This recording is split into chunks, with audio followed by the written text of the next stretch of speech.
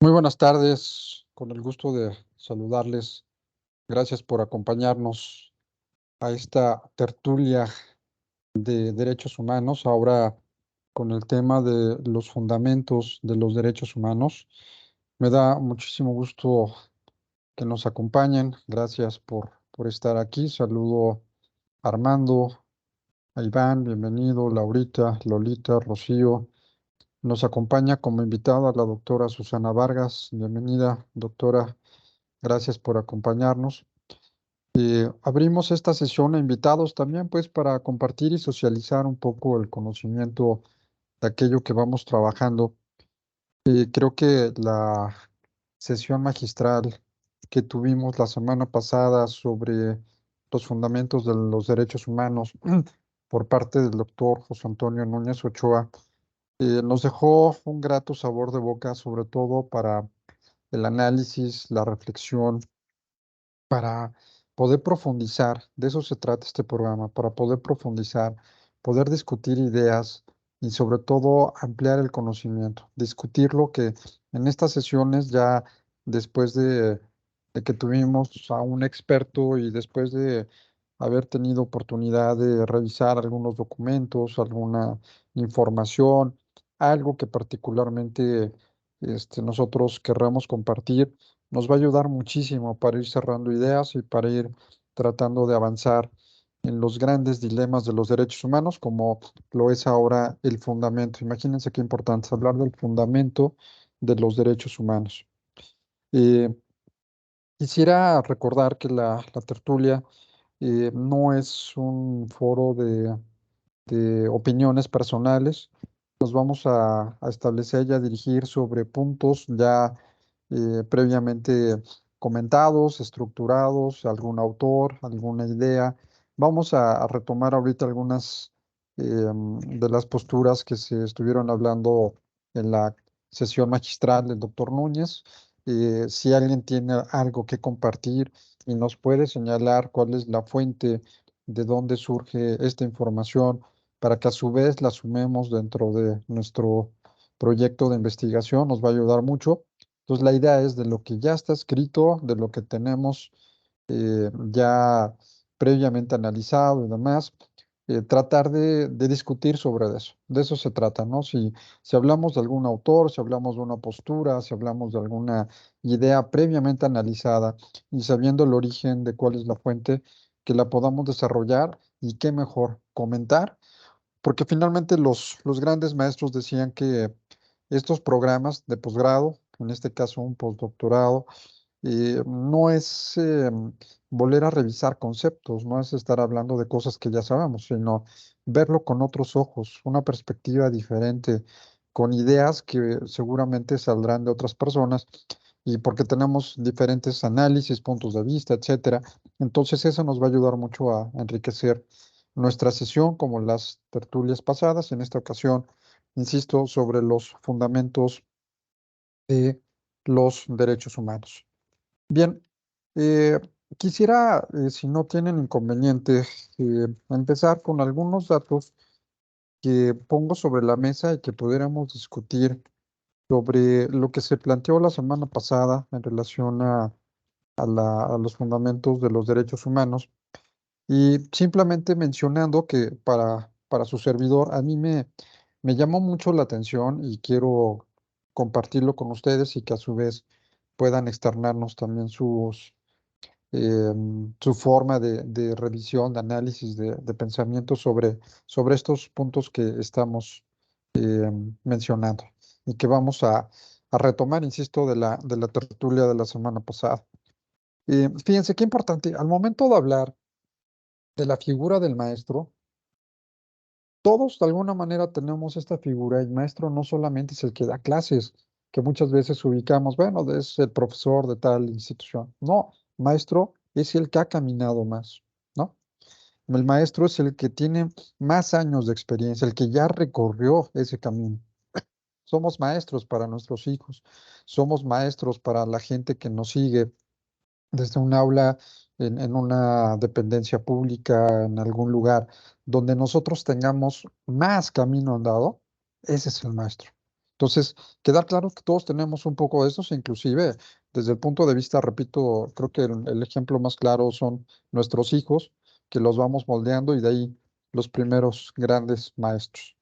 Creo que vale la pena mucho recordar lo que mencionaba el doctor Núñez en relación a cómo poder revisar el análisis profundo de los derechos humanos y esa visión socrática que nos hizo, creo que parte de una idea muy interesante, ¿no? Comentaba sobre Sócrates, su mamá partera, y que él tomó la imagen de la mamá que en el parto la partera ayuda al nacimiento, no lo crea, no lo genera, ayuda. Igual él tomó esa postura para ayudar al conocimiento.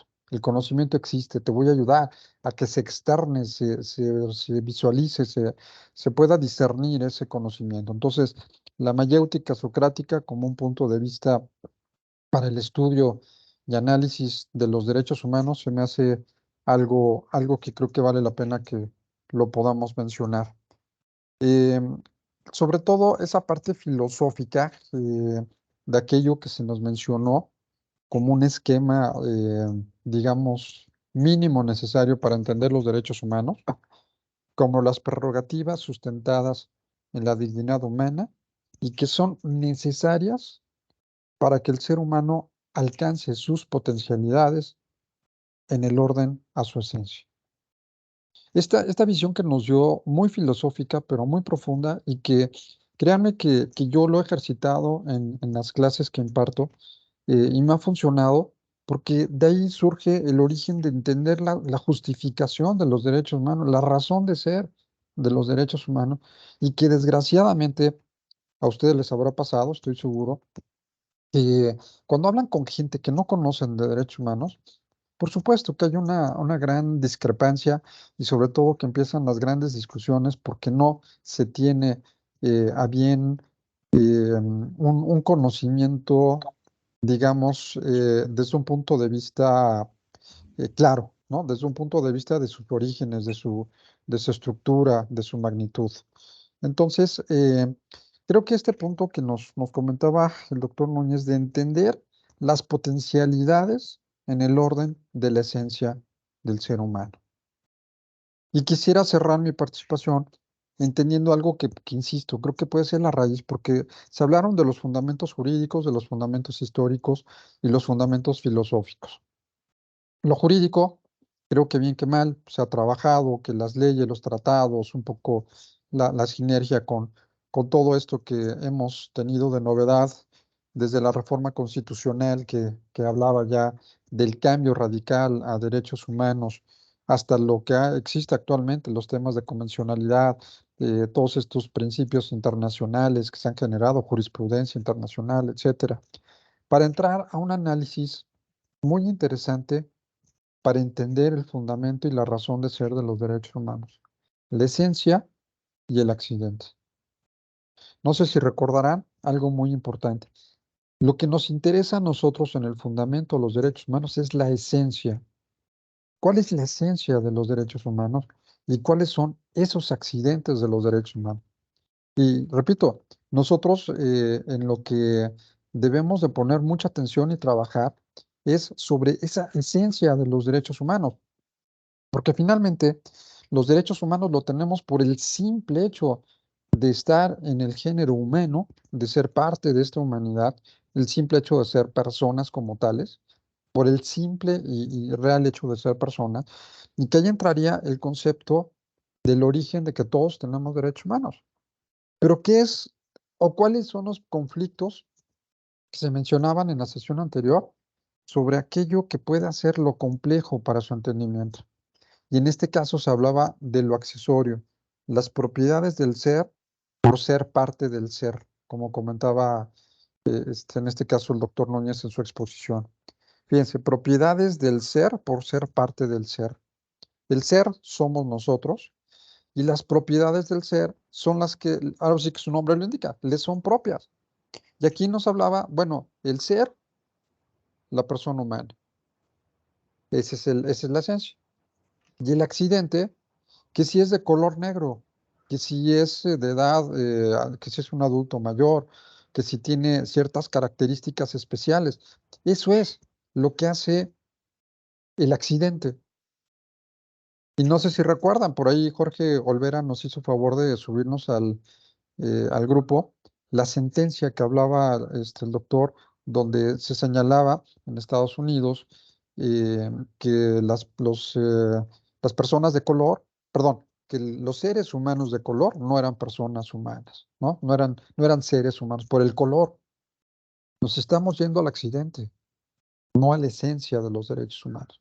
Creo que ese es un factor que tendríamos que reflexionar y trabajar, porque no entendemos muchas veces y parece que los accidentes vienen a suplir o vienen a sustituir la naturaleza. Todo aquello que se estuvo mencionando, imagínense las personas que se casaron con un árbol en Oaxaca. Eso está bien.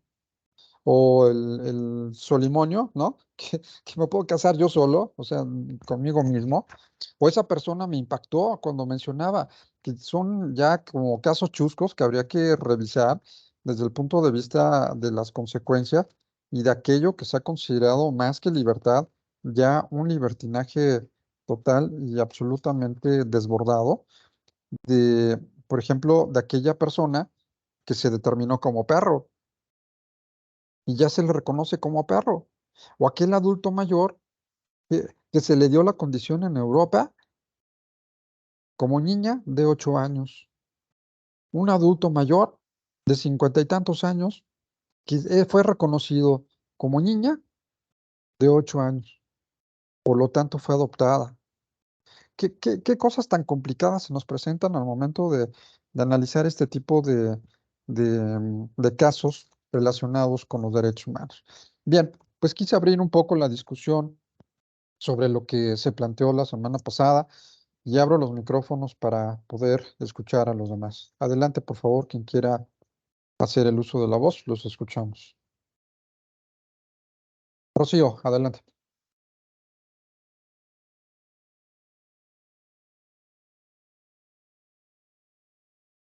Buenas tardes a todos, doctor. Buenas Buenas tardes. tardes. Aquí un poco manejando, pero atenta a la clase. Este, Me quedo con una reflexión en todo esto que ha comentado y me hago la pregunta que yo creo que está en el tintero de todos nosotros. ¿Los derechos humanos son pocos? ¿Son muchos? Esa es una pregunta que por más que quise buscar en alguna bibliografía o en alguna revista, algo que me dijera exactamente qué opinan, si los derechos son pocos o son muchos. Entonces, basado en esa pregunta y retomando la clase anterior, eh, yo hago mi conclusión en el sentido que con relación a lo que estaba usted comentando, es retomar precisamente la esencia como ser humano, yendo incluso a la conciencia, y es algo que como seres humanos a veces no reflexionamos en esa parte.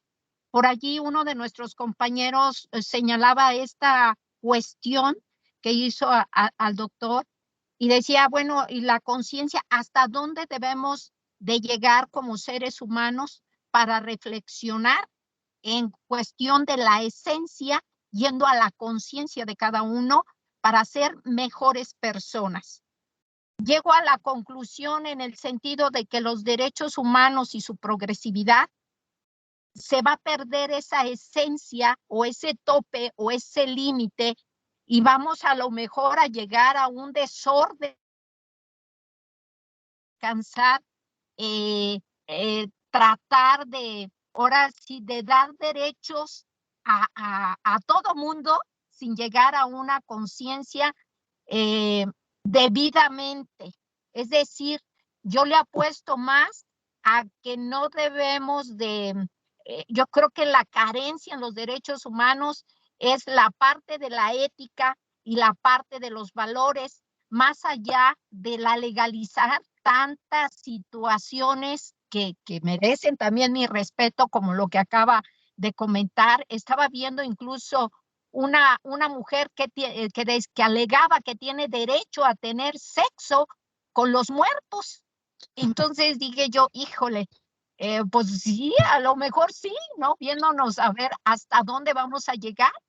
hasta dónde el ser humano va a provocarse diferentes situaciones que considera él tener un derecho, como el caso que le digo que la mujer alega que está en su derecho realizarse su pleno desarrollo y tener sexo con los muertos que le dan en una autopsia, por ejemplo.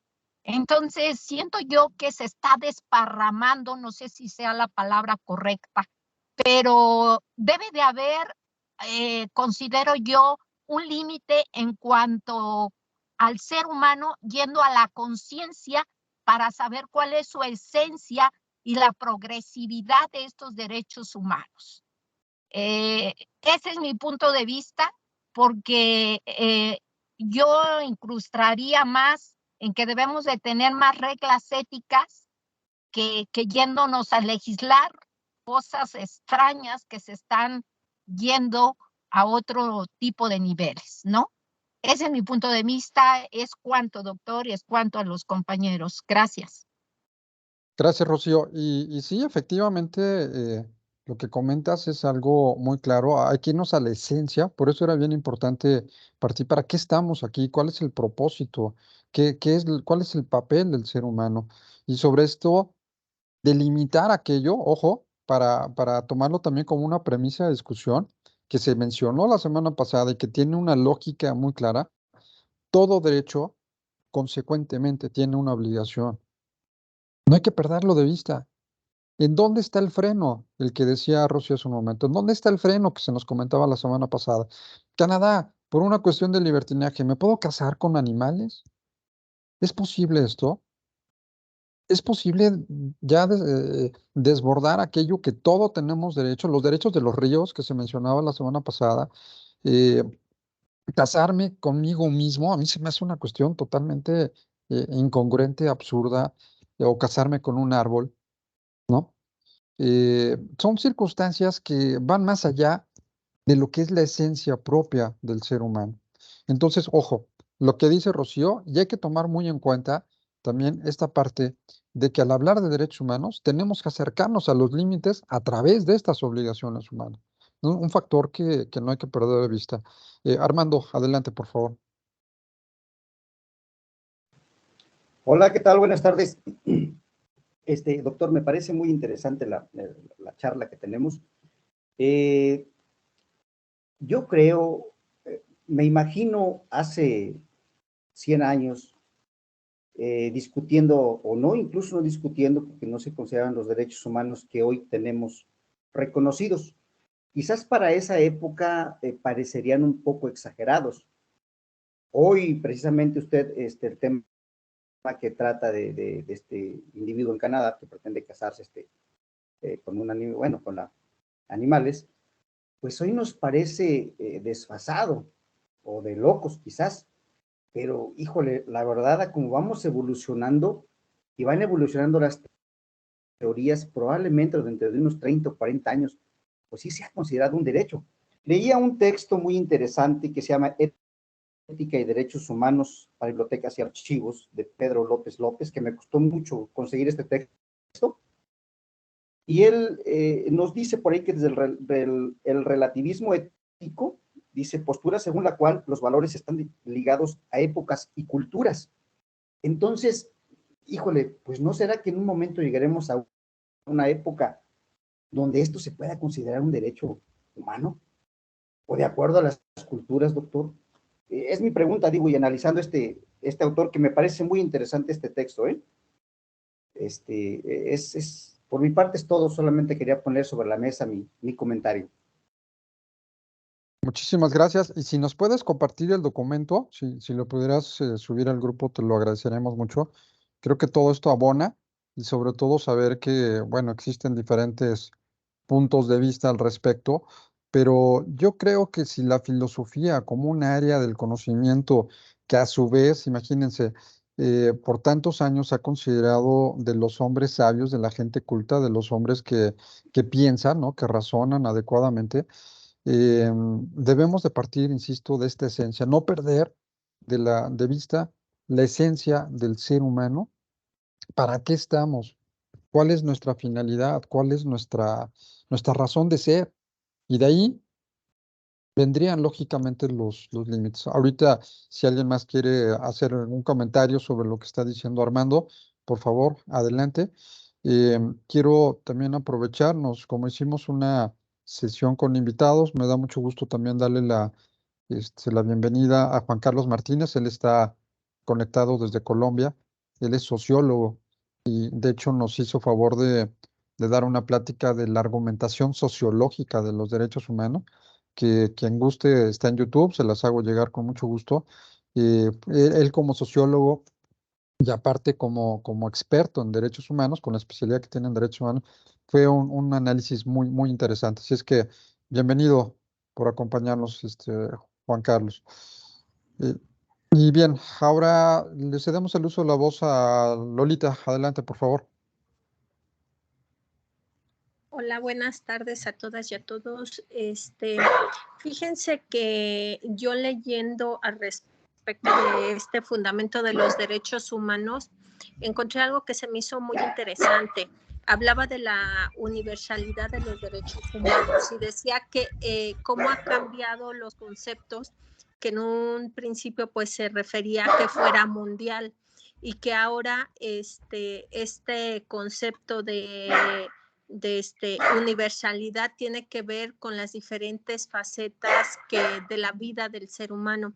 Entonces, ahí también Rodríguez en su libro de Derecho Humano al Trabajo justificaba el argumento de que los derechos humanos en un inicio surgieron como una forma de defender a la persona frente al Estado, que había un nivel de explotación tremenda y que en este momento tenemos que concebir este fundamento de los derechos humanos, de la protección, no solamente ya hacia el Estado, sino hacia otros individuos, organizaciones o gobierno. Entonces, con respecto a lo que decía el maestro Colín, no sé los que alcanzaron a ir al panel que fuimos en Tabasco, que decía que la mejor manera para determinar que es un derecho humano y que no, digamos que agrede a la dignidad humana, teníamos que considerar que con ese derecho no se agrede ninguna libertad, ninguna dignidad y ninguna equidad. Entonces, yo creo que eso nos da buen como cauce hacia dónde deberíamos de verificar en caso de que tengamos dudas sobre si es un exceso, ¿no? O sea, pensar realmente esto afecta a la dignidad de alguien, su libertad o el trato equitativo de alguna persona. Y en caso de que no, pues yo creo que la persona pues podrá tener derecho a sentirse árbol. Eso no implica que yo lo tenga que ver como árbol, pero pues mientras no le afecte a nadie más, el problema es cuando ya empezamos a tener esas afectaciones con otros seres, otras personas. Entonces yo creo que es bien complejo, de verdad, porque yo creo que sí se han malentendido esta defensa de los derechos humanos al llegar al absurdo. Y fue más que claro cuando el ponente de la semana pasada nos cuestionaba esto de que entonces si la persona de edad se sentía niño, en caso de cometer algún delito tendría que ser juzgado como niño o como adulto, ¿no? Entonces, ahí es cuando ya nos queda muy claro como el proceder. Pero si seguimos la línea del maestro Colín, yo creo que eso nos va a dar como mucha luz hacia dónde debería de enfocarse nuestro criterio. Muchas gracias. Muchísimas gracias, Lolita. Sí, efectivamente, el maestro Islas Colín, él es representante del instituto en Tabasco. Efectivamente, tiene varias obras publicadas en materia de derechos humanos. Puede ser un referente para esta cita. La afectación de otras libertades. Ese es un factor muy importante. Los límites a los derechos humanos, analizar la afectación que esto pueda tener con otras libertades, ¿no? Efectivamente, como decía Lolita, bueno, si me caso con un árbol, ¿le afecta a alguien? No, pues no le afecta. Bueno, pues siempre y cuando no exista un daño a terceros que pueda generar el transgredir otro derecho humano de otra persona que también tiene los mismos derechos y que entramos a lo que sería un tema complicado que es la colusión de derechos. ¿Qué derecho humano es más importante? ¿Qué es materia también por ahí de análisis y de investigación? ¿Qué es más importante, la vida o la salud o la educación o la libertad o tantas cosas que en la práctica es el pensar día a día de los derechos humanos? Muchas gracias.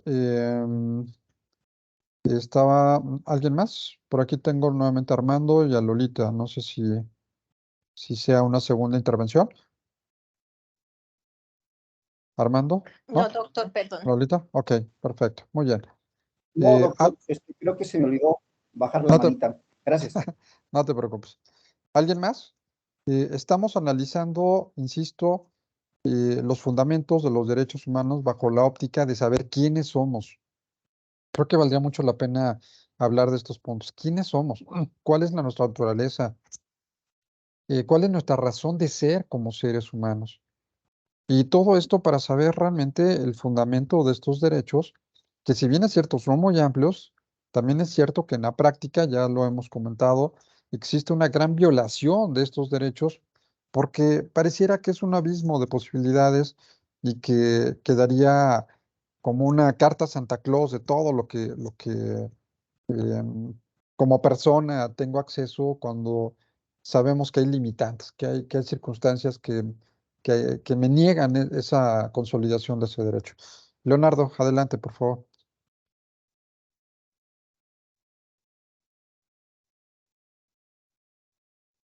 Si quisieras prender tu micrófono, por favor. Ah, caray, perdón, es que prendí otro. Perdón, buenas tardes. Yo quisiera nada más opinar al respecto, dos puntos importantes, ¿no? No olvidar quiénes somos y qué somos, ¿no? Y creo que uno de los elementos más importantes para valorar lo que son los derechos humanos es entender lo que es la dignidad, ¿sí? El valor que como seres humanos nosotros tenemos per se, ¿no? Por nosotros mismos, por sí mismos. Y algo que me quedó bien claro del doctor José Antonio Núñez la semana pasada es cómo puedo dimensionar un derecho humano de una manera muy clara, ¿no? Si ese derecho me construye, me edifica, me beneficia, y no solo a los demás, yo entiendo que a lo mejor la libertad de los demás es muy importante y el respeto a los demás es fundamental, ¿no? Pero lo que yo voy a defender como derecho humano me construye como ser humano, me edifica como ser humano, me hace mejor ser humano. Entonces, a la luz de esa, yo creo que de esa opinión y ese discernimiento, nosotros podemos decir, si me mejora como ser humano, adelante, ¿no? O sea, si es yo diría, ¿no? Es un auténtico derecho humano y su finalidad es esa, ¿no? Proteger la dignidad de la persona como lo que es un ser humano. Porque, bueno, me remito a una parte, a lo mejor bíblica también, donde decía Pablo o Saulo de Tarso, en alguna de sus cartas que escribe en el Nuevo Testamento de la Biblia, todo me es lícito. Es decir, todo está en la ley. Todo puede estar regulado, permitido por la ley, pero no todo me edifica. Y es verdad. Yo en ese sentido parto del supuesto de que si ese derecho humano realmente me va a hacer mejor persona en muchos sentidos, digo, siendo congruente, ¿no? Porque digo, ya metiéndome un poquito al tema de me casaría con árbol, ¿para qué? O sea, teniendo un verdadero sentido común, ¿voy a procrear arbolitos con un árbol?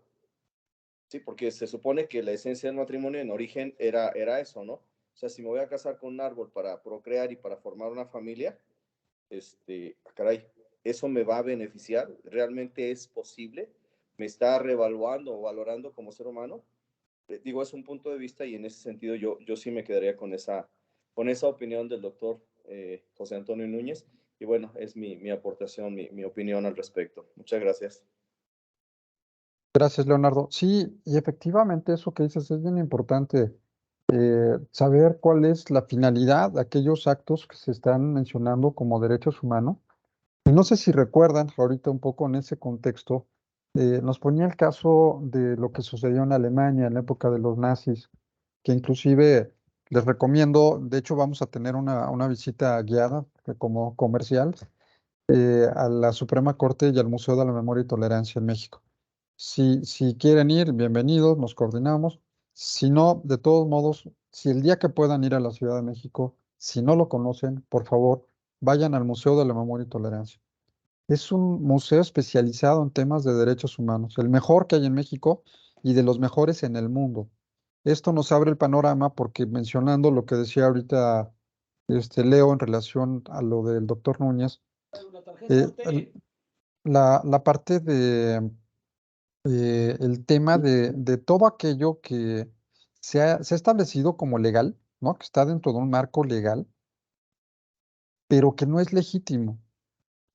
Lo importante es la legitimidad de aquellos actos. Ese es uno de los fundamentos específicos de los derechos humanos, la legitimidad. Eh, Pareciera que un proceso legislativo actualmente en nuestro país le da nacimiento a todas aquellas prerrogativas que tenemos como seres humanos, el marco legislativo. Pero ojo, ya ahorita sigue en la participación el licenciado Juan Carlos Martínez, que mencionaba, él es sociólogo y está como invitado en esta sesión desde Colombia, que él con su perfil de sociólogo es bien interesante, viene un poco a mencionar esto. Los derechos humanos, ojo, no es un tema de leyes. Los derechos humanos no es un tema para abogados, no es un tema técnico jurídico. A mí me da mucho gusto, por ejemplo, la doctora Lolita, ella está participando con nosotros.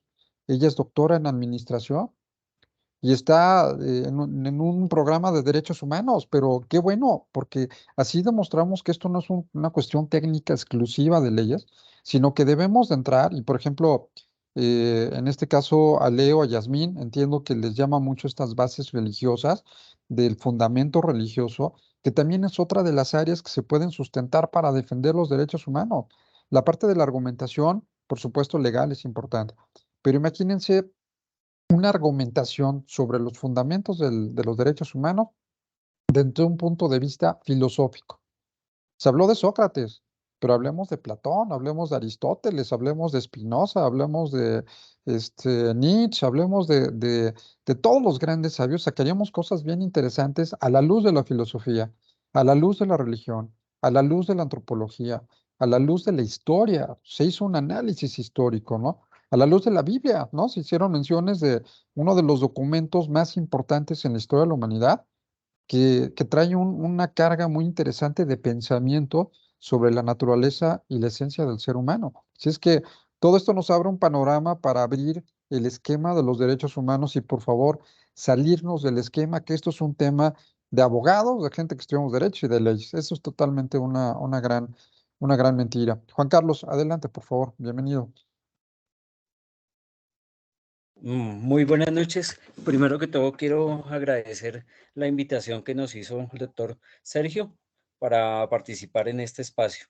Y agradezco también a ustedes el permitirme participar en este momento.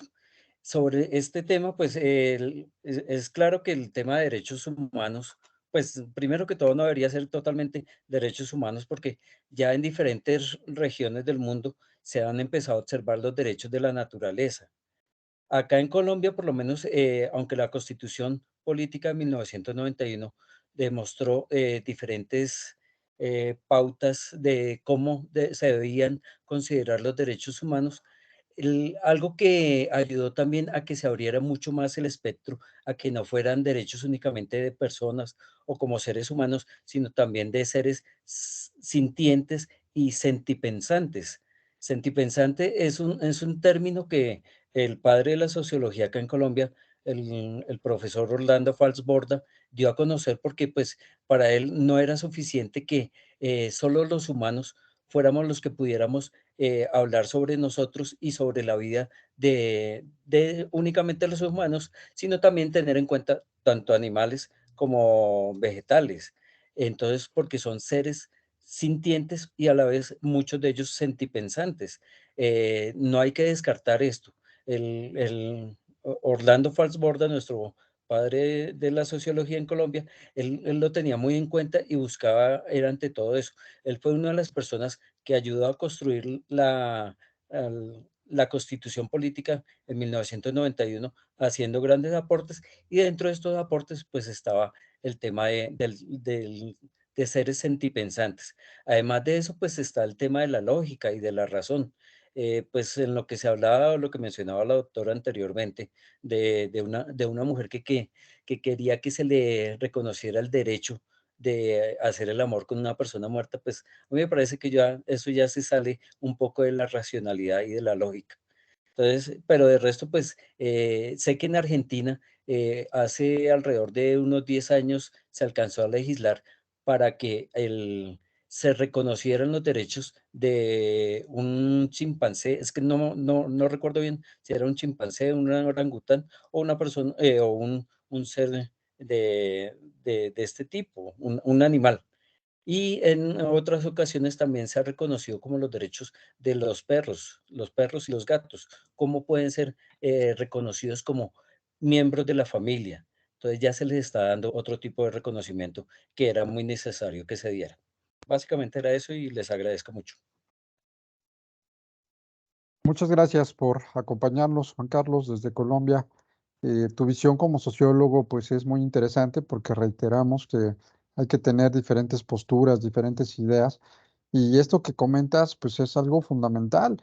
Debemos de ir hacia más allá. Por ejemplo, hablaste de los animales y bueno, yo creo que los que tenemos mascotas pareciera algo incongruente, pero los tomamos como parte de nuestra familia. ¿No? Para muchos es un ser, es un integrante de nuestra familia, un perro, un gato. Y bueno, pues por supuesto debemos de darles un trato especial. En la Ciudad de México, concretamente, señalaba el doctor Núñez en su sesión magistral la ley que hablaba sobre todo este tipo de protección animal y que decía que hay que tratar con dignidad y con respeto a los cadáveres de los animales. Y salió ahí el comentario chusco. Y entonces, al comerme un pollo rostizado, imagínense rostizar un pollo, pues sale totalmente del contexto del espíritu de la norma, ¿no? O sea, una cosa lo que se dice y otra cosa lo que se hace. ¿Y hasta dónde podríamos delimitar este tipo de circunstancias? De poder establecer los criterios para entender los fundamentos de los derechos humanos. Y como dice Juan Carlos como sociólogo, a lo mejor la semántica no nos ayuda porque hablar de derechos humanos de personas no humanas nos cuesta un poco de trabajo entender en una lógica, pero sí tienen derechos, sí tienen, debemos de protegerlos, cohabitan con nosotros, son seres que merecen dignidad, ¿no? Entonces creo que hay que ponerlo esto que no somos los únicos. De hecho, decía el profesor Boaventura de Sousa Santos, creo que ya lo había comentado y soy reiterativo, pero es algo que a mí me impresionó. El profesor, en una plática que dio cuando le dimos un reconocimiento, decía, háganse estas dos preguntas y van a entender mucho la filosofía del ser humano. ¿La naturaleza le pertenece al hombre o el hombre le pertenece a la naturaleza? Con estas dos preguntas entenderíamos muchas cosas del ser humano. Ojo, nosotros somos parte de la naturaleza, no somos dueños de la naturaleza, somos parte de, y el hombre lo entiende al revés. Y al entenderlo al revés, hace y deshace con los bosques, hace y deshace con la flora, la fauna, las leyes, todo lo que cohabita. De hecho, Friedrich Nietzsche decía que el hombre es el peor depredador que existe en la naturaleza. Y hemos acabado con mares, con zonas verdes, la ecología, en fin. Creo que ahí hay una gran factura del ser humano por el hecho de pensar que es el único en la naturaleza. Nos acompaña también como invitada la doctora Susana Vargas de la Universidad Panamericana. Susana, muchísimas gracias por acompañarnos. Bienvenida, te escuchamos.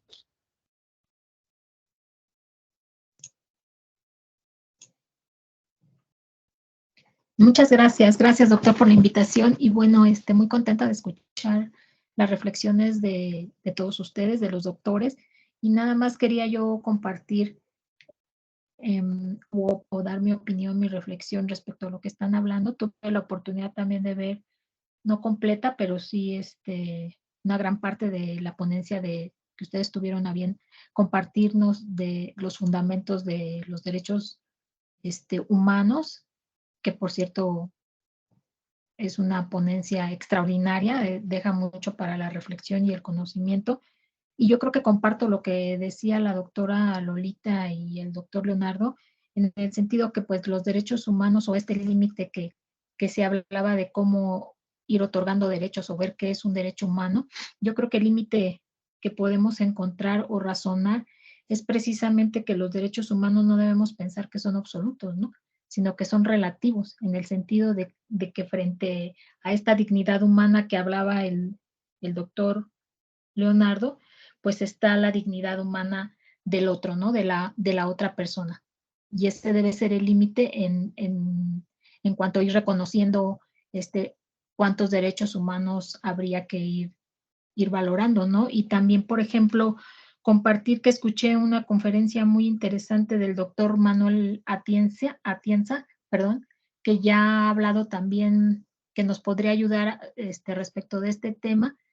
Él habla del sentido común, ¿no? Que debe de existir en este razonamiento, tanto desde el aspecto filosófico como desde el aspecto jurídico, ¿no? Entonces, ahí está también, yo creo que suma a lo que dijo la doctora Lolita y el doctor Leonardo, ¿no? Habría que buscar ese sentido común y por ejemplo, lo que decían lo del árbol, pues entonces ahí no habría un sentido común como para decir que eso podría ser un derecho humano, ¿no?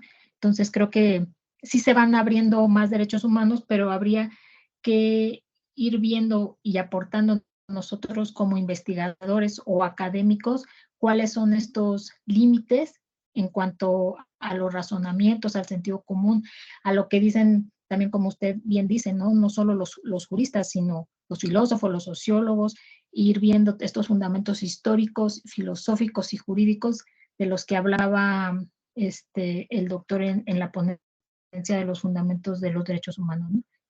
Nada más quería compartir esta reflexión con ustedes y agradecer pues ser parte de esto que cada día me hace crecer y ir aprendiendo más, ¿no? O sea, hay mucho por aprender cada vez más. Muchas gracias. Muchas gracias, Susana, por tu aportación. Muchas gracias también por acompañarnos como invitada. Sí, y fíjate que de aquí quisiera retomar dos aspectos que se me hacen bien importantes de lo que acabas de señalar. Los derechos humanos son relativos, sí, son relativos.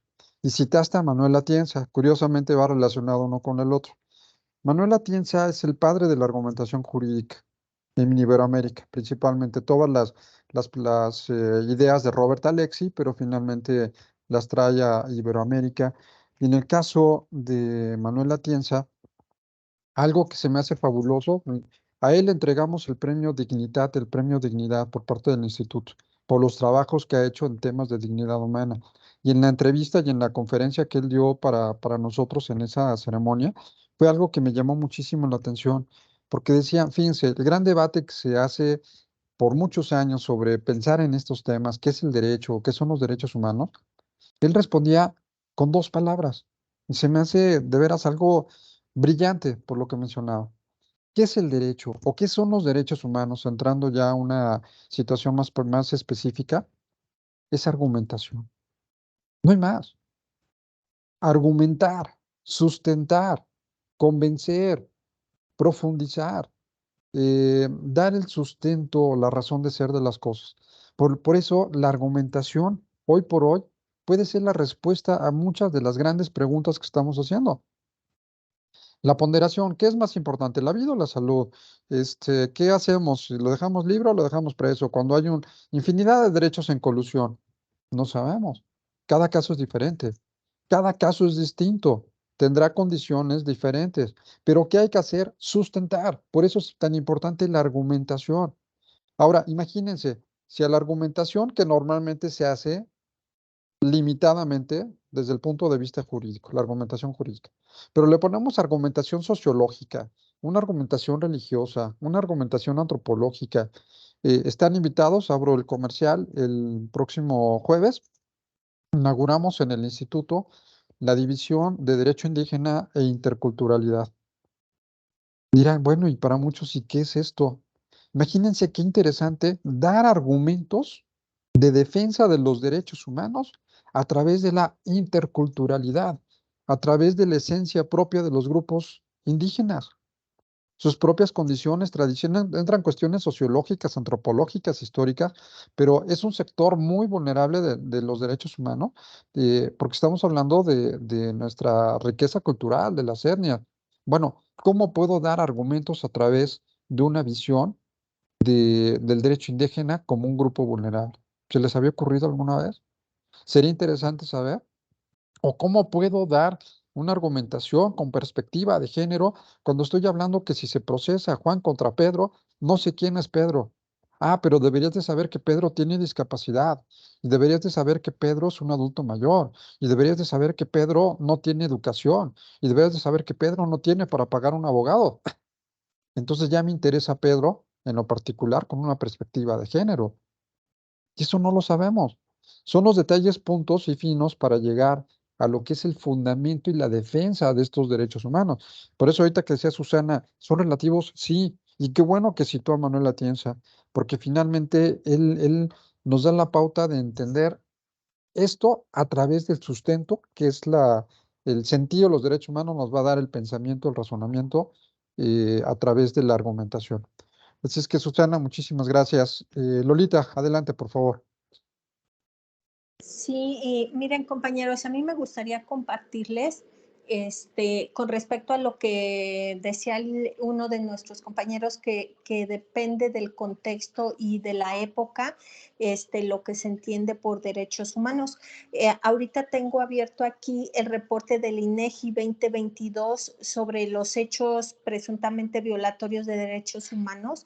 Tienen registro de 143,619 casos. Ninguno de esos viene mencionado por género o haberse casado con árboles y etc. O sea, son los que normalmente conocemos como violencia de la legalidad al desempeño de la función pública, que tiene 59,960 casos. Pero algo que me llamó mucho la atención es que en el año 2020 el daño ambiental tiene 36,523 casos. Sin embargo, al siguiente año, en 2021, solamente 2,547, lo que nos habla de lo que decía ya nuestro compañero, que es algo que a veces tiene que ver con la tendencia, con a veces hasta redes sociales o casos que están llamando la atención, y que eso hace que nos cree conciencia y se empiezan a tener más quejas. Entonces, muchas veces está tan institucionalizado, digamos, el agravio a ciertos derechos humanos que la población ni siquiera es capaz de ver que están siendo violentados sus derechos. Entonces, esto me pareció muy interesante como para darle un poco de soporte a lo comentado por el compañero, y también con respecto a lo que decía el doctor Sergio de otras filosofías, otros filósofos. Ya en su tiempo Aristóteles escribió una carta a su hijo, tiene un nombre muy raro, creo que se llama Carta a Enomaco, si mal no recuerdo, Nicómaco. y establece, ¿cómo? Nicómaco. Nicómaco, y ahí también establece como ciertos parámetros de lo que considera pues que deben de tener límites los placeres humanos, y como ya el inicio de tener una conciencia y poner una balanza del derecho al placer con respecto a pues las afectaciones que pudiera tener sociales. Y yo creo que sería una buena fuente este documento que le hizo a su hijo como para argumentar, ¿no? Buscar el equilibrio, ¿no? Entre una perspectiva y otra, donde la afectación pudiera ser social. Muchas gracias. Gracias, Lolita. Sí, y efectivamente esta parte de conjuntar información de diferentes áreas, de diferentes posturas, enriquece y vamos a lograr lo que comentaba el doctor también la semana pasada. Eh, Lograr llegar a la verdad es un caso sumamente complejo, porque en realidad no sabemos si existe una verdad absoluta de todas las cosas, aunque después se hace la misma paradoja de que si no hay verdades absolutas, la única verdad es que no existen verdades absolutas, entonces sí hay verdades absolutas, y la única verdad absoluta es que no hay verdades absolutas. Entonces, ahí entramos a filosofar un poquito en este contexto de la línea de pensamiento que nos abre más preguntas, más inquietudes y sobre todo en aras de descubrir nuestra esencia como seres humanos. Les recomiendo, también ahorita hablando del tema, lo que decía el doctor, eh, chequen el principio filosófico que se llama la petición de principio.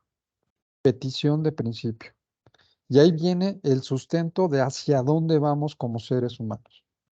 Valdría la pena darle una lectura para que nos ubiquemos un poco en la razón de ser del ser humano, ¿no? Petición de principio, hacia dónde vamos las personas humanas. Muchísimas gracias, Lolita. Tiene el uso de la voz, Yasmín. Adelante, Yasmín.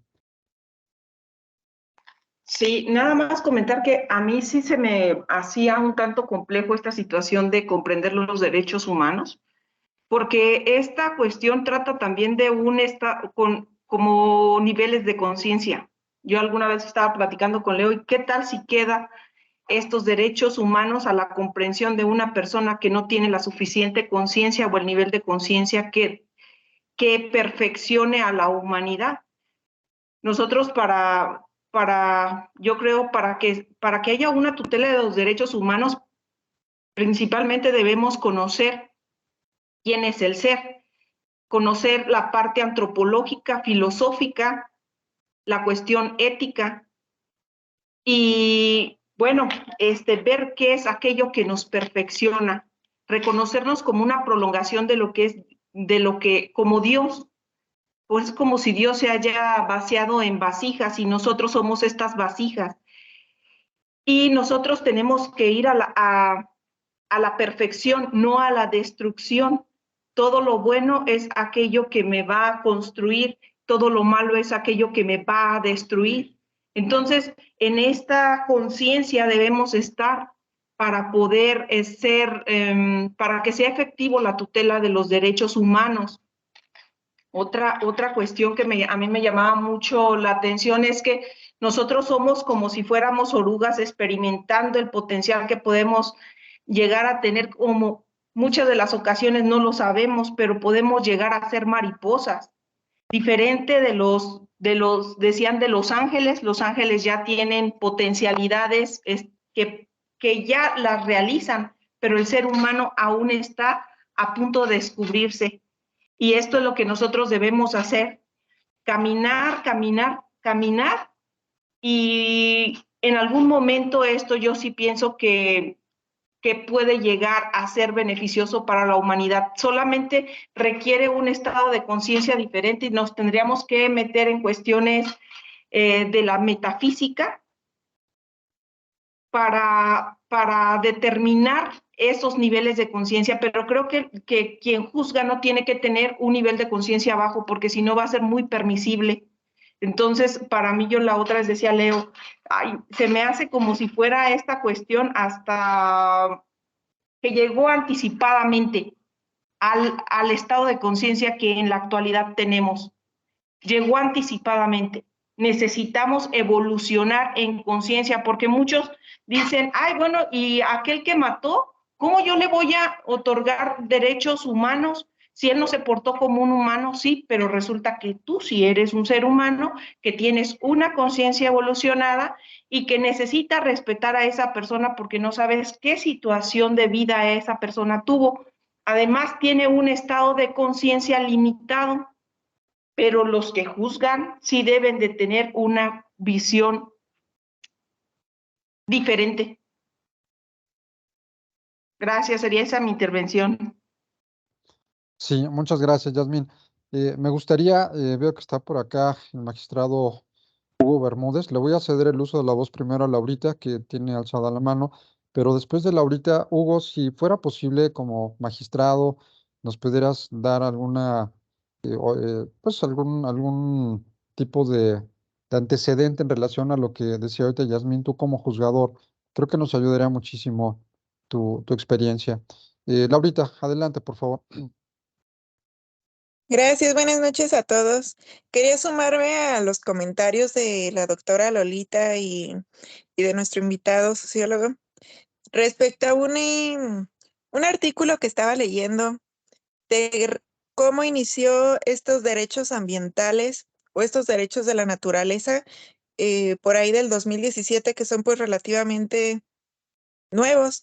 El artículo que revisé, pues es de Peña Chacón y establecía en esta narrativa cómo este derecho que se le daba a la naturaleza, ese derecho a un ambiente sano, realmente podría ser considerado un derecho autónomo,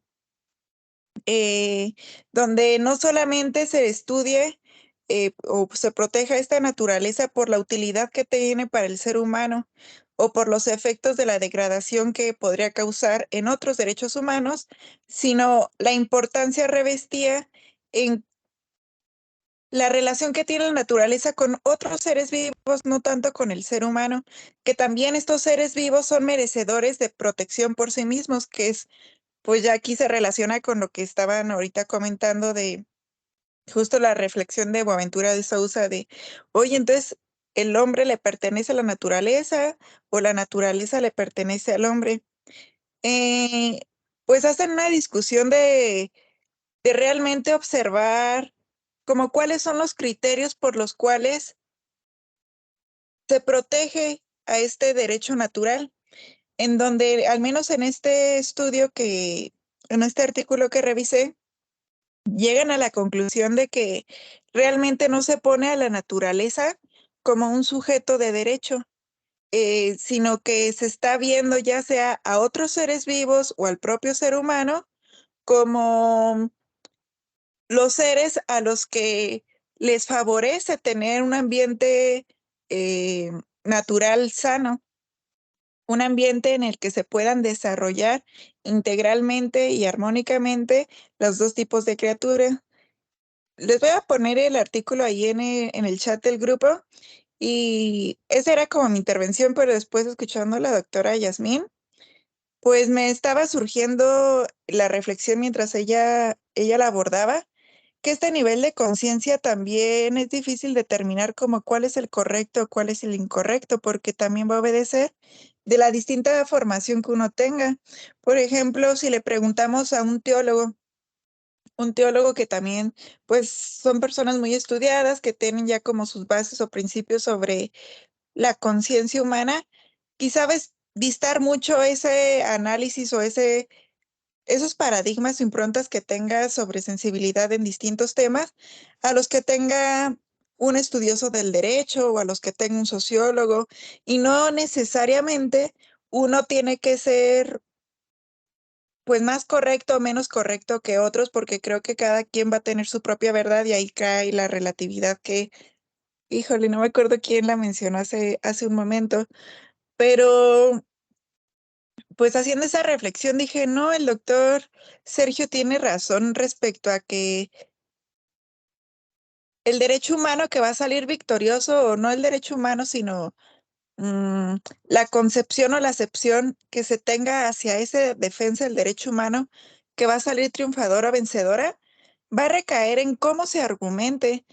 Uno, y dos, creo yo también, en el número de personas que puedan compaginar o apoyar o soportar pues esta opinión, en la medida en que un argumento pueda ser respaldado, y este respaldo creo que mucho tiene que ver, uno, a concepciones previas y dos, a esta influencia o este convencimiento que tenga el argumento, y entonces el que caiga en mayoría creo que es el que va a proliferar.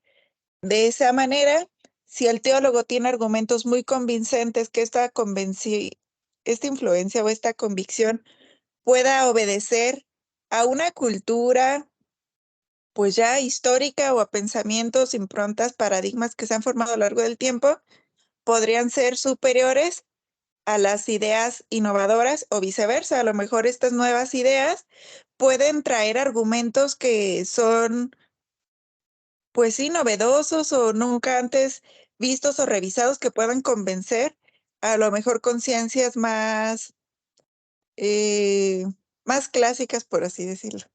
Es todo, muchas gracias. Gracias, Laurita. De hecho, esta última parte que comentas, quisiera recalcar que es un punto de veras muy, muy, muy importante que se ha sostenido en las discusiones académicas sobre esto de los derechos humanos y la forma de cómo argumentarlos, cómo sustentarlos. Dentro de la epistemología jurídica, tratamos de construir un conocimiento profesional, sólido, profundo, pero el derecho es multidisciplinario. Pero aparte de eso, no puede existir, nosotros no estamos dentro de las áreas de las ciencias sociales, es más complicado. Algunos dirían, bueno, pues una suma matemática, alguna ecuación, a lo mejor tiene un resultado y bueno, pues ahí está. Pero en ciencias sociales, cuando hablamos de disciplinas sociales, es muy complicado. Los resultados pueden ser diferentes dependiendo de las circunstancias. Pero qué les parecería que tuviéramos, como decía ahorita Laurita, y si podamos tener un argumento teológico para defender un asunto en un tribunal? O si pudiéramos tener un argumento filosófico, ya ahorita se habló que Aristóteles, Platón, Sócrates, infinidad de gente que verdaderamente, cuando uno se pone a estudiar las teorías, las posturas, la estructura de los grandes filósofos, verdaderamente es cuando uno empieza a aprender y a razonar sobre todo. René Descartes, los recomiendo mucho Descartes en la duda metódica, etcétera. Bueno, todos ellos, y si hacemos un argumento histórico, y hacemos un argumento antropológico, y hacemos un argumento sociológico, y hacemos un argumento eh, ético, no sé, pensando en toda la diversidad del conocimiento. Alguna vez en licenciatura, no en maestría ni doctorado, pero en licenciatura le preguntaba a estudiantes, ¿qué es más importante, el derecho o la medicina? Para un argumento ante un tribunal. No, pues el derecho. Bueno, entonces ¿es más valioso el derecho que la medicina? ¿Es más valiosa la medicina que la filosofía, que la psicología, que la antropología? ¿Quién le puede poner valor a la ciencia? No es que valga más o valga menos. Se debe de conjuntar para buscar de manera multidisciplinaria un mejor razonamiento para lograr una construcción de verdad. La verdad solo Dios, para los creyentes, no solo Dios. Pero de ahí en fuera construir verdades como hay una serie en Netflix de una abogada, no sé si la han visto, una abogada que defiende un montón de casos, una abogada penalista, les paso por ahí, se llama de asesinatos, murder, no sé qué rayos en inglés. Bueno, lo que les enseña a sus alumnos en la universidad es que deben de ganar los procesos a como de lugar. Mientan, roben, maten. La idea es sacar al cliente adelante victorioso y sin responsabilidad, que en este caso pues, es penal, que no tengan ningún tipo, abogado o defensor. Entonces, que jamás caigan a cárcel y todos salgan invictos. Y efectivamente lo logran, manipulando, engañando, haciendo un montón de cosas que es una estrategia dentro de un procedimiento procesal, dentro de un procedimiento legal, ¿no? Pero si estamos hablando de crear una construcción de aquello que pudo haber sido de manera mucho más profunda, más profesional, más estructurada, con todo aquello que podemos ser creativos e innovadores para poder entender mejor los derechos humanos, ojalá lo hagamos. Pareciera que es algo que es solamente una herramienta de investigación, cuando la investigación que se hace en estos programas puede ser de mucha utilidad para el sustento de los grandes debates, de las grandes demandas, de los grandes amparos, de las grandes sentencias, porque finalmente se hace una construcción de conocimiento, y en este caso multidisciplinario, como lo hemos mencionado en el tema de los derechos humanos. Magistrado Hugo, no sé si andes por aquí todavía. Ya te estoy embarcando, pero nos encantaría tu punto de vista. Adelante, sí me escuchas. Me encantaría que nos dieras tu punto de vista, Hugo. Adelante, si fueras tan amable. Sí, bueno, la idea es, en mi punto de vista, desde esta parte de el juzgador constitucional. Bueno, en principio, pues sí es muy importante que tengamos también un límite respecto de la justicia, y ese límite lo podemos encontrar en el Código de Ética Iberoamericano, que fue creación de Luis Vigo y Manuel Atienza, precisamente a que hacía referencia, ¿no? Donde decía que la justicia necesariamente tiene que hacerse a través del derecho, lo cual yo comparto, si no esto sería realmente un desorden, ¿no? Entonces, es necesario que vayamos hacia allá. Ahora, por supuesto, y lo comentábamos, y lo comentaba también el expositor de nuestra clase anterior, a pregunta expresa que le hice, si aquella norma fundante básica a la que se refería Kelsen podrían ser los derechos humanos, y también coincido con él en el sentido de que necesariamente debe haber una norma fundante básica, y esa norma fundante básica tendrán que ser los derechos humanos, forzosamente, al grado de que si hacemos la reflexión en cuanto a qué sucede en estos momentos, si una norma es contraria a derechos humanos. Permítanme. Perdón, estoy cerrando, hablando de los perritos, ya me estaban interrumpiendo. ¿Qué sucede? Bueno, en control difuso la inaplicamos, porque es contraria a los derechos humanos. Y en control concentrado, pues la expulsamos del orden jurídico. Entonces, ahí desde el ámbito del juzgador, advertimos la trascendencia y el impacto y el contacto que necesariamente tiene la moral,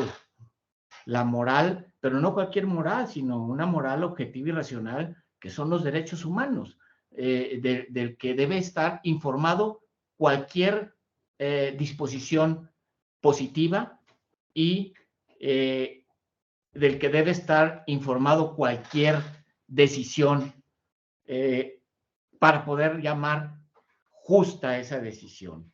Ahora, sin duda también el tema de la argumentación, como comentaste, Sergio, pues es muy importante al momento de juzgar. ¿Por qué? Porque, bueno, en ocasiones habrá que reconocer, habrá que, por ejemplo, libre desarrollo de la personalidad no es un derecho humano que esté específicamente considerado o expresamente considerado en la Constitución. Y entonces hay que tener en consideración que la Constitución tiene valores, que esos valores se convierten en principios, ¿verdad? Y que hay objetivos y fines en las constituciones democráticas modernas que tienen su sustento sin duda alguna en el respeto y la protección a los derechos humanos.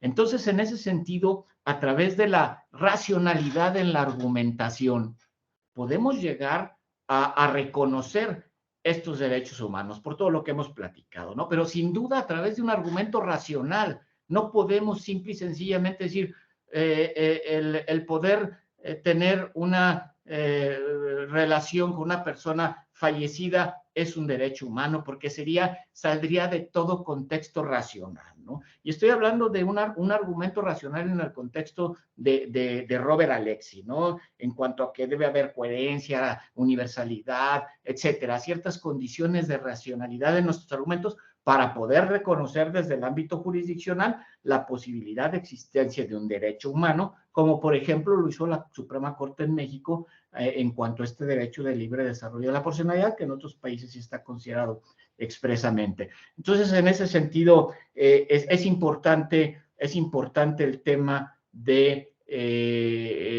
para la justicia se hace a través del derecho, un derecho humano que debe reconocer y proteger los derechos humanos y indudablemente a través de una siempre argumentación de carácter racional.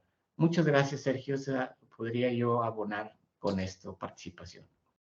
Muchas gracias, Hugo, y perdón por enmarcarte, pero creo que era muy importante tener esta postura como juzgador, como un excelente funcionario público federal, como magistrado. Muchas gracias. Y bueno, creo que Yasmín quedó por acá también ya un poco resuelto el tema de lo que nos comentaba Hugo, una moral objetiva y racional.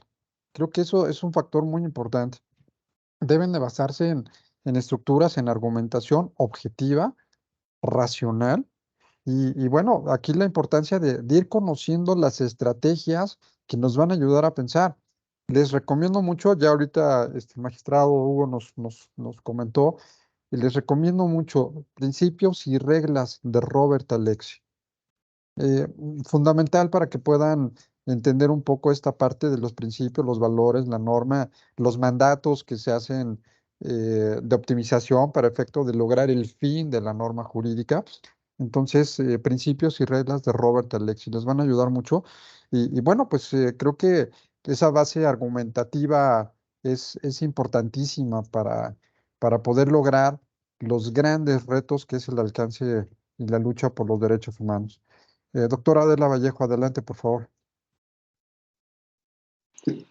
Hola, ¿qué tal? Muy buenas noches a todas y a todos. Es un placer para mí estar con ustedes y la verdad que me ha enriquecido muchísimo porque yo ya tengo muy perfilado mi tema, pero pude rescatar muchas cosas que son importantes. Del documento que se nos provee Fundamento de los Derechos Humanos, se nos manifiesta que el fundamento de los derechos humanos se ubican en dos grandes ámbitos, de ahí parto, de valores y de necesidades. Los valores que están establecidos y las necesidades que la transformación de los grupos sociales van sucediendo. Y entonces comienzo a desmenuzar y encuentro dignidad humana, respeto y buen trato que tiene derecho a toda persona, justicia, igualdad, equidad, no discriminación, solidaridad, colaboración mutua, prestarse apoyo, integridad, actuar con verdad, honestidad y transparencia. Y en esta pluralidad de ideologías y de la manera en que se está interpretando a los derechos humanos ya con actitudes un poco extrañas, con los árboles, los animales, los difuntos.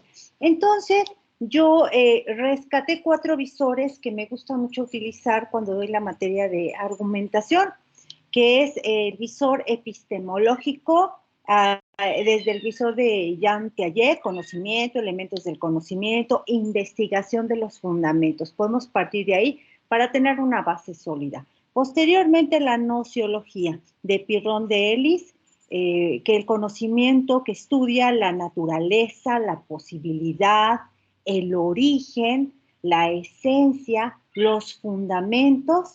De ahí el visor teleológico, puede ser el de Aristóteles o más contemporáneo el de Christian Wolff, para entrar al estudio del fin, del conocimiento.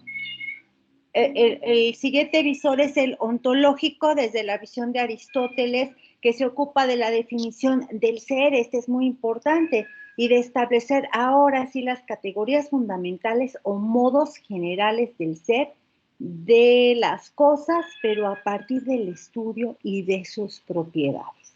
Nos habla de la naturaleza del ser, de la existencia, de la realidad.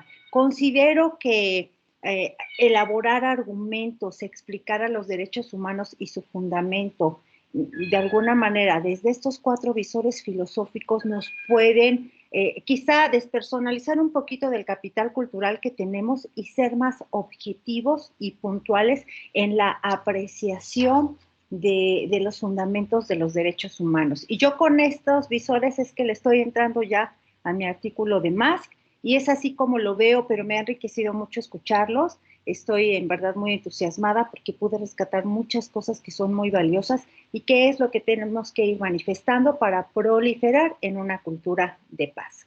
Por mi parte es todo, doctor. Muchas gracias. Muchas gracias, Adela. Nos contagias tu alegría, tu emoción y bueno, nos motivas porque realmente para los que nos gusta el tema de los derechos humanos, creo que es como si estuviéramos viendo el concierto de Luis Miguel para otros, ¿no? Entonces, hablar de estos temas creo que verdaderamente es interesante y todo lo que nos haces desde el punto de vista de la estructura del argumento es muy importante. Sobre todo saber, como mencionábamos hace un momento, en dónde estamos, hacia dónde vamos, ¿no? ¿Cuál es la razón de ser de los derechos humanos? Muchísimas gracias, Adela. Doctora Susana Vargas, adelante, por favor.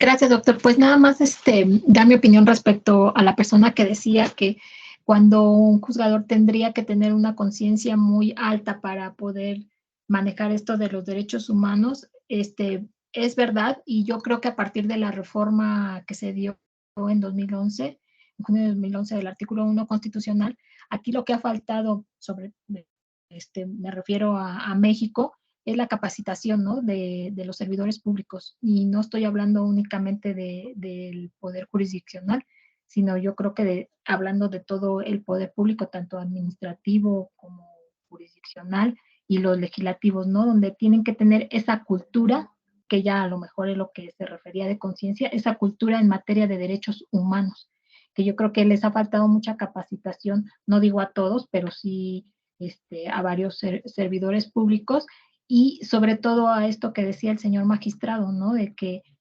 tenemos que tener en cuenta, son los servidores públicos los que juzgan, estos límites que vienen de esta moral y de estos principios que existen en la Constitución, ¿no? Y ya tienen valores y eso va a ser el límite de los servidores públicos, ¿no? Estos principios y valores orientadores de la conducta, donde tienen que estos principios, por ejemplo, de igualdad, libertad y seguridad jurídica, que además son como mecanismos de defensa necesarios para garantizar los derechos fundamentales, y que los límites siempre pues será la dignidad humana, ¿no? El respeto a la dignidad humana de las personas.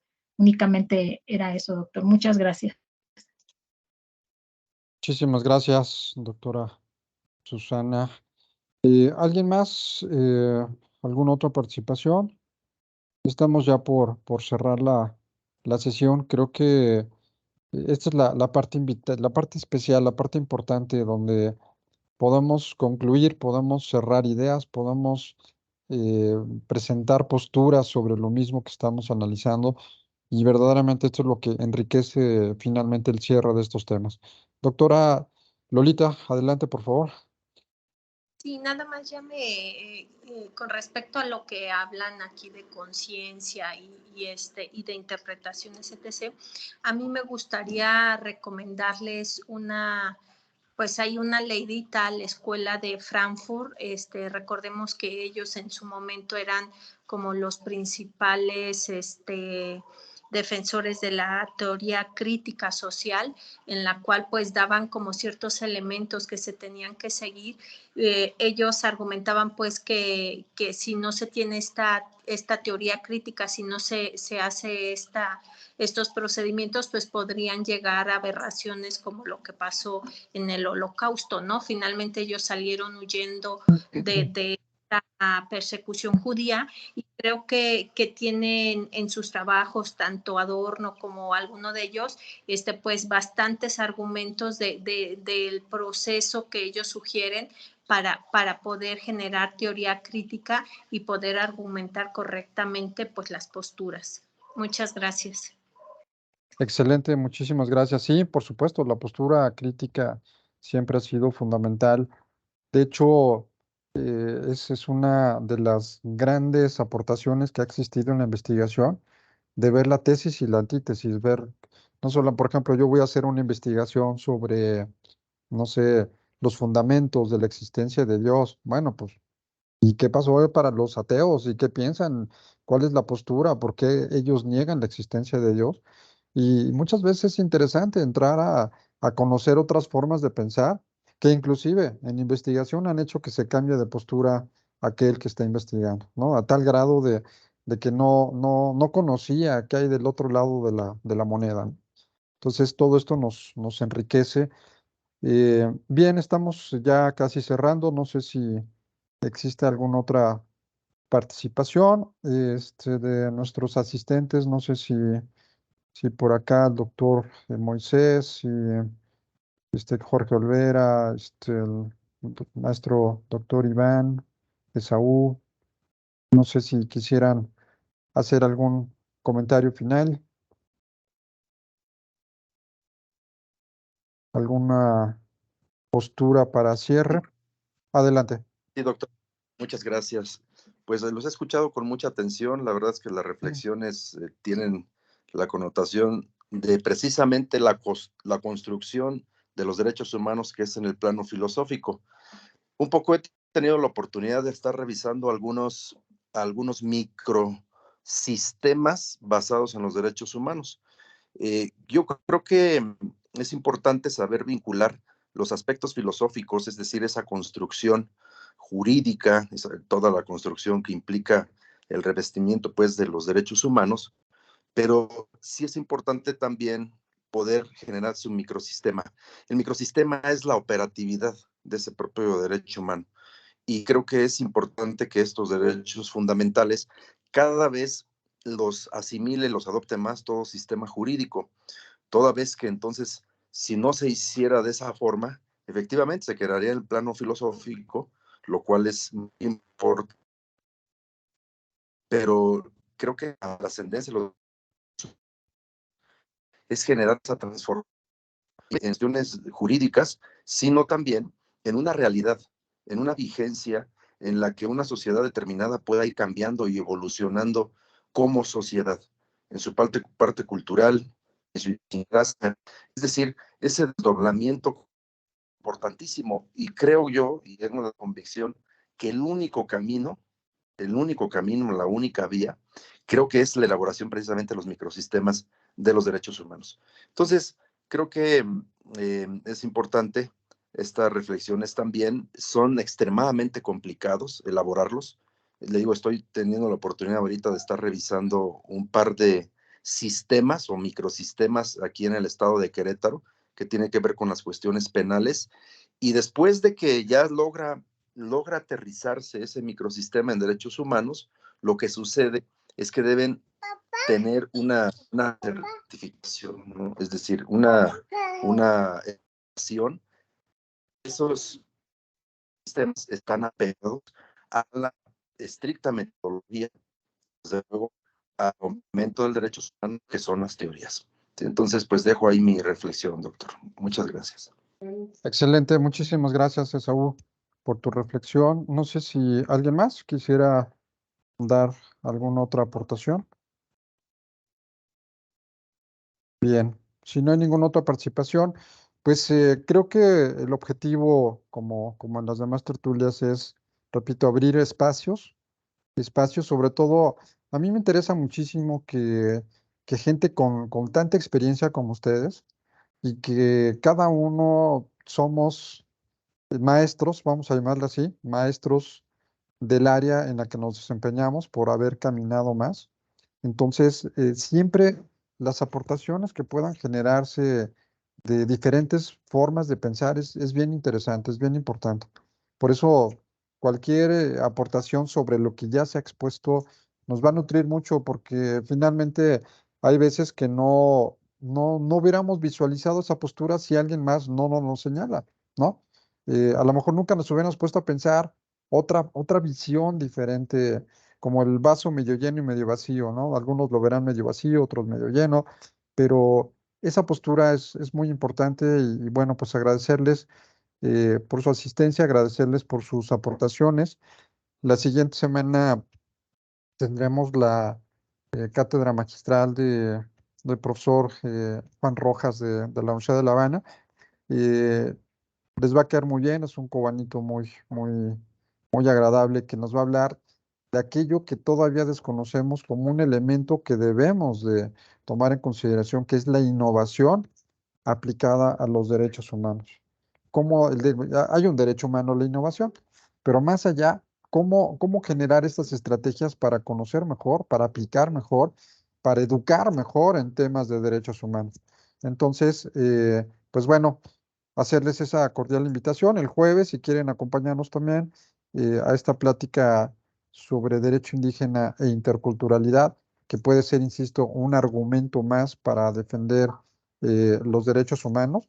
Y pues bueno, si no hay alguna otra moción más, agradecerles a todos y cada uno su participación. Muchísimas gracias a nuestros invitados que nos hicieron el honor de acompañarnos en esta tertulia y pues desearles muy buena noche y agradecerles nuevamente su asistencia. Muchísimas gracias, que estén muy bien. Gracias, buenas Muchas noches a gracias, todos. muchas gracias. Buenas noches. Hasta Muchas luego, buenas gracias. noches. Gracias y feliz noche. Gracias.